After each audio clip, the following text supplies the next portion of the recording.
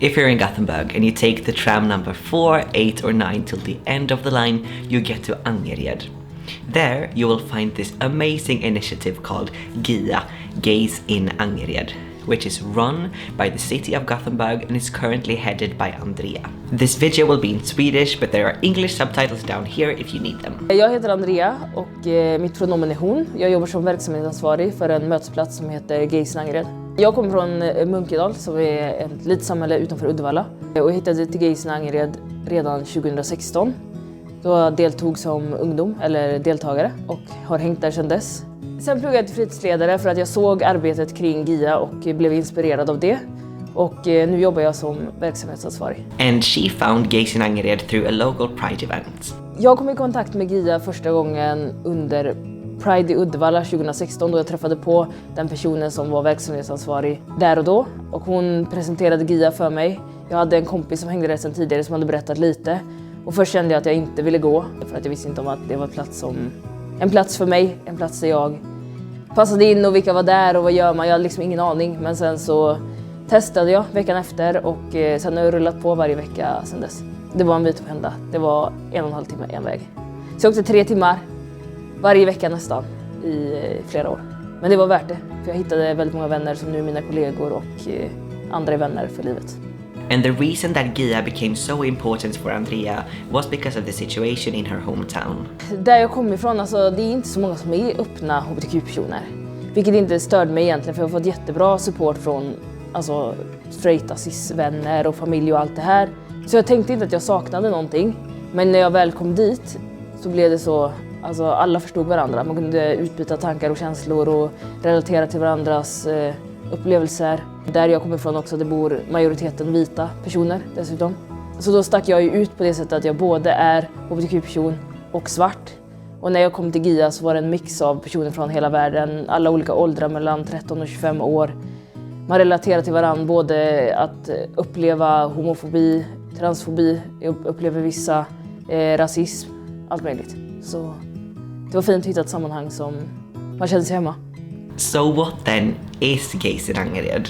GIA är en skyddad mötesplats eller fritidsgård separatistisk för hbtq-ungdomar mellan 13 och 25 år. Vi ses 2 gånger i veckan på skyddade eller hemliga platser för att man ska kunna komma dit. Man ska kunna komma till GIA och vara sig själv utan att man är rädd för att utsättas för homofobi eller transfobi. Många kan ju inte vara öppna eller vill inte vara öppna. Och då kommer man till GIA för att ha ett tryggt sammanhang. Träffa andra med samma livserfarenheter, precis som jag gjorde och mina vänner där jag gjorde på den tiden. And this is how their system for making sure that their meetings are protected works. De flesta som söker sig till oss får kontakt med oss när vi är ute på skolor och föreläser om hbtq-normer. Eller att de hör om oss från sin kurator, skolsköterska, lärare eller liknande. Eller träffar oss under Pride. Och då går det till så att man skriver ofta till oss på sociala medier och berättar lite om sig själv. Och sen brukar vi ha ett första möte med alla som vill komma till mötesplatsen för att se att det är samma person som skriver som också dyker upp. En säkerhetsåtgärd helt enkelt. Och då kollar vi också av om man har ett behov av något form av skydd, om man utsätts för hot eller liknande från familj eller omgivning eller så. Och sen är man välkommen att komma när vi ser att det är samma person. Och då berättar vi också tid och plats kring var vi ses och när vi ses.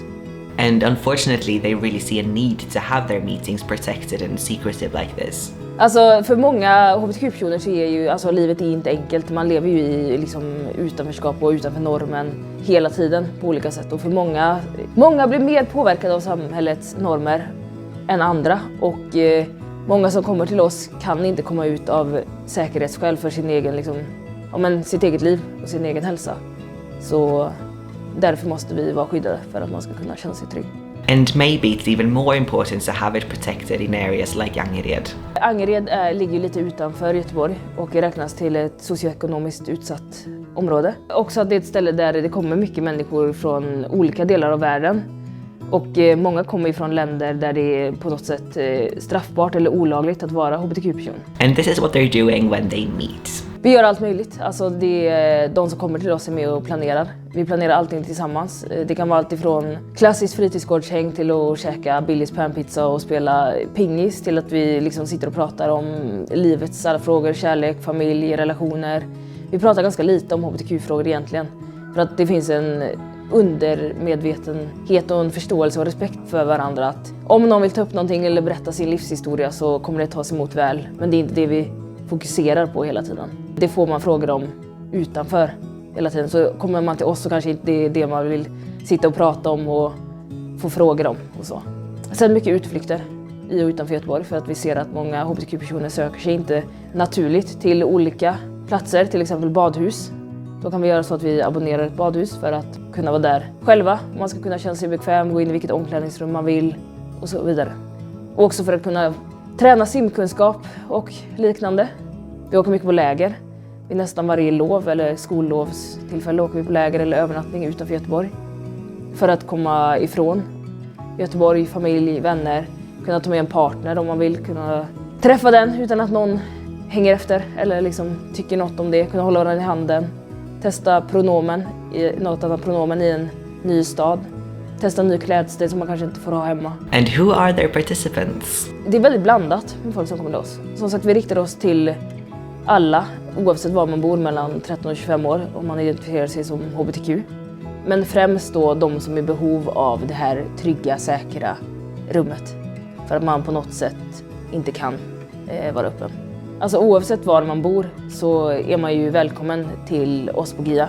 Och det kommer ju ungdomar från hela liksom, Västra Götalandsregionen. Vi har ungdomar som åker 3 timmar enkel väg för att hitta till oss. Det är väldigt fint att se, samtidigt som att det är lite tragiskt att inte sådana här verksamheter finns på fler ställen. And Andrea really likes her job.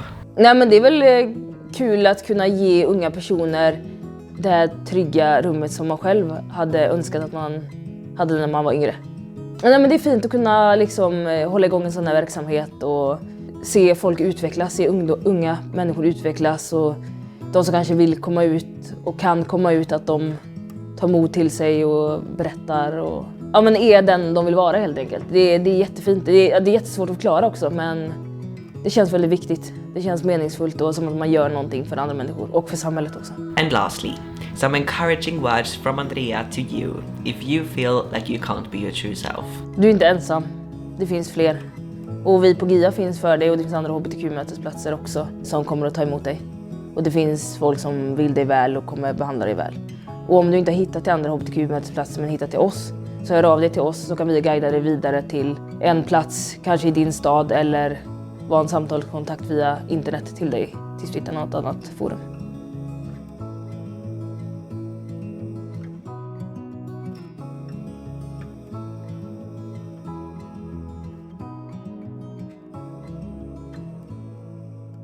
If you enjoyed watching that video, please like, comment, subscribe and share the video. I really appreciate you showing your love in that way. If you also want to support the channel financially, that's possible via Patreon, but really no pressure. See you next time!